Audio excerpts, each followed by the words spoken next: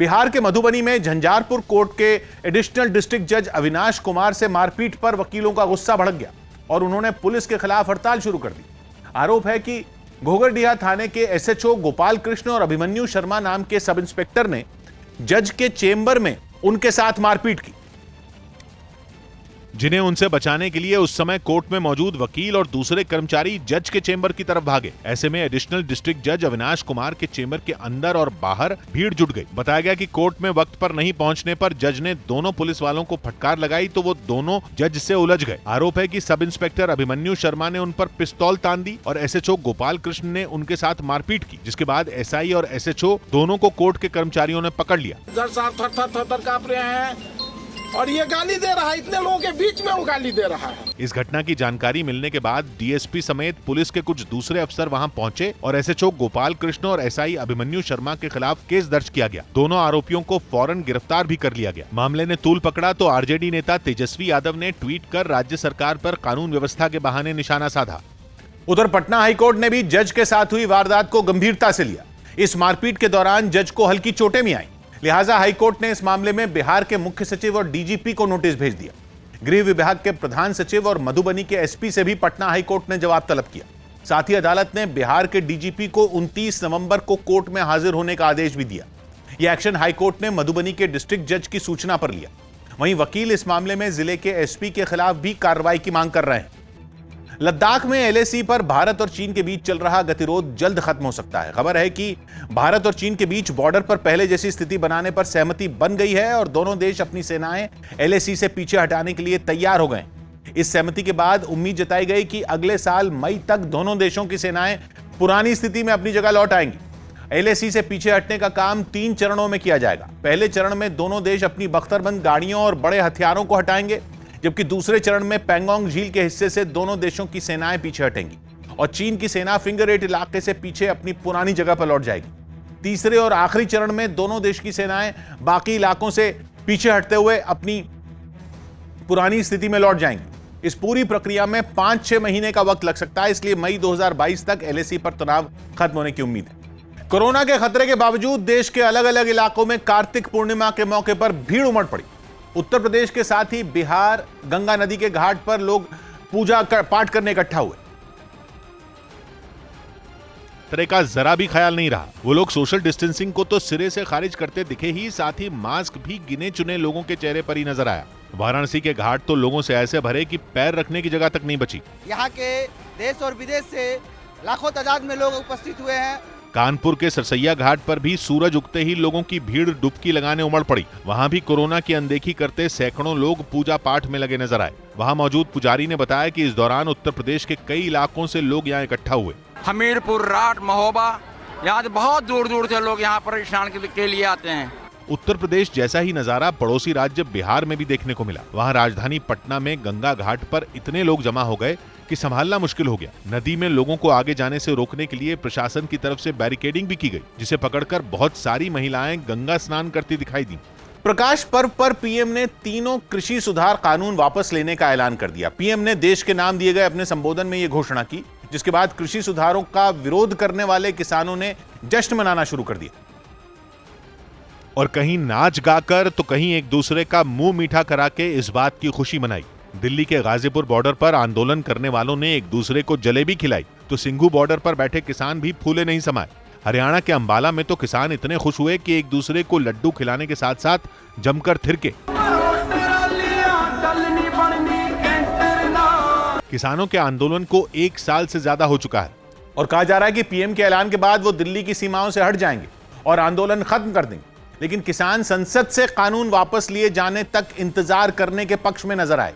इससे पहले प्रधानमंत्री ने किसानों से आंदोलन खत्म करने की अपील की और यह ऐलान कर दिया कि तीनों कृषि सुधार कानून वापस लिए जाएंगे। हमने 3 कृषि कानूनों को वापस लेने का, रिपील करने का निर्णय लिया है। यह ऐलान करते हुए प्रधानमंत्री ने इस बात पर अफसोस जताया कि वो किसानों के एक तबके को इन कानूनों की खूबियां नहीं समझा पाए। आज देशवासियों से क्षमा मांगते हुए पवित्र हृदय से कहना चाहता हूं, दिए के प्रकाश जैसा सत्य कुछ किसान भाइयों को हम समझा नहीं पाए। पीएम ने साफ कर दिया कि संसद के शीतकालीन सत्र में तीनों कृषि सुधार कानून वापस लेने की प्रक्रिया पूरी कर ली जाएगी। माना जा रहा है कि यूपी चुनाव से पहले ये बीजेपी का बड़ा दांव है, क्योंकि इससे उसे पश्चिमी यूपी में फायदा हो सकता है। इस बीच इस मुद्दे पर सियासत शुरू हो गई। कांग्रेस ने इस फैसले को चुनाव से जोड़ दिया और प्रियंका गांधी ने दो टूक बोला कि कृषि सुधार कानून यूपी चुनाव की वजह से वापस लिए गए। चुनाव आ रहे हैं, उनको लग रहा होगा परिस्थितियां ठीक नहीं है। इस बीच राकेश टिकैत ने ऐलान कर दिया कि कानूनी तौर से तीनों कानून वापस लिए जाने के बाद ही किसान बॉर्डर खाली करेंगे। ये नहीं कि घोषणा कर दी किसान चला गया, पार्लियामेंट में जाएगा, वहां से इसको वापसी हो लीगली रूप से। किसान एमएसपी और मंडियों जैसे मुद्दों पर तीनों कृषि सुधार कानूनों का विरोध कर रहे थे और सुलह के लिए उनकी सरकार के साथ कई बार बातचीत भी हुई। इस बीच कृषि सुधार कानून वापस लेने के बावजूद अकाली दल ने फिर एनडीए में शामिल होने की संभावना को खारिज कर दिया। अकाली दल के नेता सुखबीर सिंह बादल ने साफ किया कि अब उनकी पार्टी बीजेपी से हाथ नहीं मिलाएगी और पंजाब विधानसभा चुनाव के लिए बीएसपी से गठबंधन जारी रहेगा। कृषि सुधार कानूनों के विरोध में ही अकाली दल ने एनडीए से नाता तोड़ लिया था। ਦੁਆਰਾ ਤੋਂ ਫੇਰ ਕੋਈ ਭਾਜਪਾ ਨਾਲ ਤੁਹਾਡੇ ਗੱਠ ਨਹੀਂ, ਸਾਡਾ ਤਾਂ ਬੀਐਸਪੀ ਨਾਲ ਗੱਠਜੋੜ ਹੈ ਤੇ ਉਹੀ ਰਹੂਗਾ। अमेरिका के राष्ट्रपति जो बाइडेन और उपराष्ट्रपति कमला हैरिस के बीच दरार बढ़ने की खबरें हैं, जिसकी वजह से उपराष्ट्रपति पद से कमला हैरिस को जल्द हटाने के कयास लगाए जाने लगे और बताया गया कि राष्ट्रपति बाइडेन ने नए उपराष्ट्रपति की तलाश तेज कर दी है, जबकि कमला हैरिस को सुप्रीम कोर्ट भेजने पर विचार शुरू हो गया। जो बाइडेन की नाराजगी की वजह अमेरिकी राष्ट्रपति की लोकप्रियता में आई गिरावट को बताया गया। फिर तो दूरी इतनी बढ़ गई कि फरवरी में 38 बार एक साथ नजर आए दोनों नेता बीते महीने महज 7 बार एक साथ दिखे। हालांकि कुछ रिपोर्ट में एक साथ नजर नहीं आने की वजह कमला हैरिस का काम के बोझ से दबा होना बताया गया, लेकिन कमला हैरिस के उस बयान से शक बढ़ गया जिसमें उन्होंने मन लायक काम नहीं मिलने पर निराशा जताई थी। मुंबई के विलेपार्ले इलाके से हैरान करने वाली तस्वीरें सामने आई। वहां कई मंजिलों वाली एक इमारत में भयानक आग लग गई, जिससे इलाके में अफरा तफरी मच गई। आग लगने की वजह से इमारत के पास मौजूद बाजार को बंद कर दिया गया, लेकिन तब तक आग ने इमारत की 2 मंजिलों को अपनी चपेट में ले लिया था। बेसमेंट और पहली मंजिल में लगी आग से निकले धुएं का गुबार इमारत के ऊपर तक दिखाई दिया। आग कितनी भयानक थी उसका अंदाजा इस बात से लगाया जा सकता है कि धुएं की मोटी चादर कई किलोमीटर दूर से ही दिखाई दे रही थी, जबकि धुआं काफी दूर तक फैलता नजर आया। आग को बुझाने के लिए वहां दमकल की 1 दर्जन गाड़ियां पहुंची। दमकल कर्मी क्रेन की मदद से ऊपरी मंजिल तक पहुंचे और इमारत का शीशा तोड़ते नजर आए। बताया गया कि जिस जगह आग लगी वो एक मॉल था। इसकी खबर मिलते ही इलाके में लोगों की भीड़ जुट गई। आग किस वजह से लगी इसका पता नहीं चल सका, लेकिन गनीमत इस बात की रही कि इस हादसे में किसी के जख्मी होने की खबर नहीं मिली। यूपी के आगरा में कृष्ण की भक्ति से जुड़ा एक चौंकाने वाला मामला सामने आया। वहां एक पुजारी ने कृष्ण के बाल रूप लड्डू गोपाल का जिला अस्पताल में इलाज करवाया। मंदिर के पुजारी का दावा है कि पूजा करने के दौरान उनके हाथ से लड्डू गोपाल की मूर्ति गिर गई थी, जिससे उसका हाथ टूट गया। इससे पुजारी इतना दुखी हुआ कि लड्डू गोपाल की मूर्ति को टोकरी में रखकर जिला अस्पताल पहुंच गया और डॉक्टर से उनका इलाज करने की गुहार लगाने लगा। लड्डू गोपाल के लिए पुजारी की भक्ति देखकर वहां कई लोग जुट गए। डॉक्टर ने भी पुजारी के जज्बात का ख्याल रखा और लड्डू गोपाल की मूर्ति को अपने हाथों में लेकर उनका इलाज शुरू कर दिया। मूर्ति का टूटा हाथ वैसे ही जोड़ा गया जैसे किसी इंसान की हड्डी टूटने पर उसे जोड़ा जाता है। हमसे यहाँ पट्टी बनवाने आए थे तो हमने पट्टी बांध दी। इलाज के बाद पुजारी ने लड्डू गोपाल की मूर्ति को वापस टोकरी में रखा और पहले की तरह सजा दिया। मूर्ति का इलाज हो जाने के बाद पुजारी ने राहत की सांस ली। तो हो गया, अब तो खुश हो जाइए। बताया गया कि लड्डू गोपाल की मूर्ति के इलाज के लिए बाकायदा उनके नाम का पर्चा भी बनवाया गया और इलाज में कोई कसर न रह जाए इस बात का खास ख्याल भी रखा गया। इलाहाबाद हाईकोर्ट ने समान नागरिक संहिता पर विचार करने के लिए केंद्र को निर्देश दिया। एक मामले की सुनवाई करते हुए कोर्ट ने कहा कि अदालत की कुछ सीमाएं हैं, इसलिए संसद को समान नागरिक संहिता के लिए पहल करनी होगी। अदालत ने केंद्र से कहा कि यह देश की जरूरत बन चुकी है। समान नागरिक संहिता में शादी, तलाक और जमीन जायदाद के बंटवारे में सभी धर्मों के लिए एक ही कानून लागू करने की बात कही गई है और इसी मामले में निर्देश देते हुए इलाहाबाद हाईकोर्ट ने कहा कि समाज में बदलाव के साथ संविधान में भी बदलाव किया जा सकता है। कोर्ट ने केंद्र सरकार को आदेश दिया कि वह सुप्रीम कोर्ट के उस आदेश का पालन करे जिसमें अनुच्छेद 44 के अंतर्गत यह आदेश दिया गया है कि समान नागरिक संहिता देश में लागू की जाए। झांसी में राष्ट्र रक्षा समर्पण पर्व के कार्यक्रम में प्रधानमंत्री नरेंद्र मोदी ने सेना को काम आने वाले स्वदेशी लड़ाकू हेलीकॉप्टर और ड्रोन सहित कई आधुनिक उपकरण देश को सौंपे। इस कार्यक्रम की शुरुआत शाम को तब हुई जब प्रधानमंत्री झांसी की रानी के किले पर पहुंचे और उस जगह को देखा जहां से रानी लक्ष्मीबाई ने 1857 के संग्राम में घोड़े पर सवार होकर छलांग लगाई थी। स्वतंत्रता संग्राम के साक्षी रहे इस किले पर प्रधानमंत्री के सामने तिरंगा उतारा गया। इस ऐतिहासिक किले पर पीएम ने झांसी की रानी की करीब 5 फुट 7 इंच की प्रतिमा का अनावरण किया। इसके बाद प्रधानमंत्री मुख्य कार्यक्रम के लिए पहुंचे, जहां मुख्यमंत्री योगी आदित्यनाथ, रक्षा मंत्री राजनाथ सिंह और राज्यपाल आनंदीबेन पटेल भी मौजूद थीं। यहां पीएम मोदी ने सबसे पहले भारतीय वायुसेना को देश में बना लाइट कॉम्बैट हेलीकॉप्टर सौंपा। हेलीकॉप्टर का मॉडल सौंपने के बाद पीएम ने नौसेना को उन्नत इलेक्ट्रॉनिक वॉरफेयर सूट सौंपा। ऐसा लाइट कॉम्बैट हेलीकॉप्टर है जो करीब 16,500 फीट की ऊंचाई पर उड़ सकता है। प्रधानमंत्री ने यहां make in India make for world का नारा दिया और यहीं यूपी डिफेंस कॉरिडोर के लिए 400 करोड़ की परियोजनाओं की नींव भी रखी। बंगाल की खाड़ी में बने भारी दबाव की वजह से आंध्र प्रदेश के चित्तूर, नेल्लोर और कड़पा सहित कई जिले भारी बारिश और चक्रवाती तूफान की चपेट में आ गए, जिससे बड़े इलाके में बाढ़ आ गई।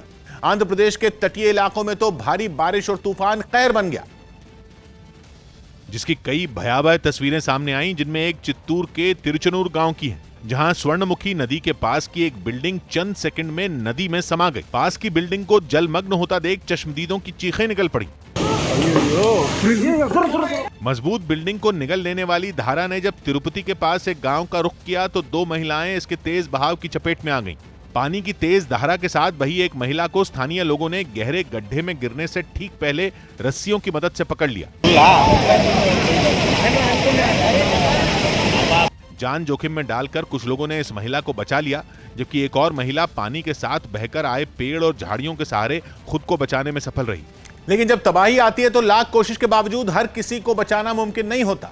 तिरुपति में बाढ़ और पानी के तेज बहाव से जिस तरह की प्रलय आई, उसकी मार बेजुबान जानवर नहीं झेल पाए। और रिहायशी इलाकों से निचले इलाकों की तरफ जाने वाली तेज धारा ने सड़क को नदी में बदला तो अपने साथ 1 दर्जन से ज्यादा मवेशियों को भी बहा ले गई। प्रलय की इन तस्वीरों का वीडियो बनाने वाले लोग बेबसी से उन्हें देखते रह गए। भारी बारिश का असर रिहायशी के साथ ही जंगली इलाकों में भी नजर आया, जहां निचले इलाके में पानी भरने की वजह से कई हिरण जान बचाने के लिए सड़कों के किनारे आ गए। भारी बारिश की वजह से तिरुपति के निचले इलाकों में तो पानी भरा ही, साथ ही नदियां और तमाम झील झरने भी उफान पर दिखे और पहाड़ियों का मलबा जगह जगह सड़कों पर गिर गया।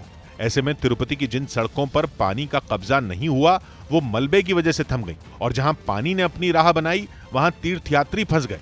हालांकि प्रशासन की मदद से स्थानीय लोगों ने तालाब बन चुकी सड़कों पर फंसे तीर्थयात्रियों को बचाने और सुरक्षित जगहों पर पहुंचाने में कोई कसर नहीं छोड़ी।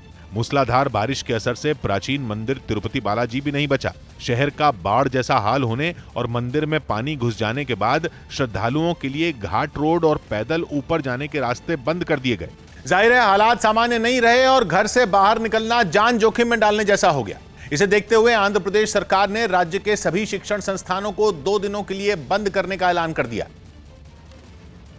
और सरकार के इस ऐलान की वजह चित्तूर से आई दिल झकझोर देने वाली इन तस्वीरों में दिखी, जिसमें स्कूली बच्चों की एक बस पानी भरे अंडरपास में फंस गई। करीब 30 बच्चों की जान खतरे में पड़ी तो हाहाकार मच गया और प्रशासन ने पुलिस के साथ ही स्थानीय लोगों की मदद से राहत बचाव के काम में पूरी ताकत झोंक दी। बच्चों को बचाने के बाद बस को भी अंडरपास से बाहर निकाल लिया गया।